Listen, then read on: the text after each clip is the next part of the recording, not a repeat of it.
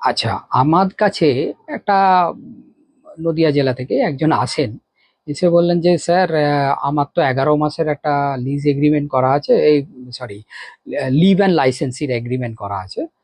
তো যিনি আছেন তিনি বলছেন এটা ভ্যালিড নয়, এটা আপনি কোর্টের চোখে কোনো কিছু পাবেন না। তো তা আমার এটাতে কি আইনি রেমেডি আছে? আমি বললাম দেখুন, রেজিস্ট্রেশন অ্যাক্ট 1908, এতে 17 নম্বর সেকশনে আমাদের কোনগুলো রেজিস্টার ডকুমেন্টস হবে, কোনগুলো নন রেজিস্টার্ড ডকুমেন্টস হবে, সেটা কিন্তু স্পেসিফিক করা আছে।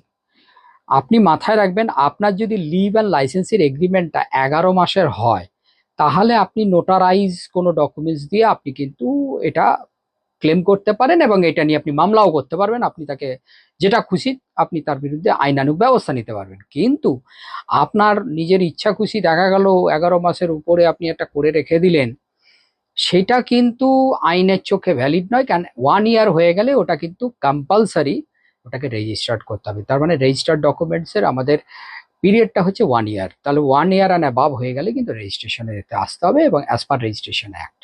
অতএব আপনাদের এটা মাথায় রাখতে হবে, এগ্রিমেন্টটা যেন 11 মান্থের হয় এবং এই হিসেবে যেন এটা ভ্যালিড হয়। ঠিক আছে?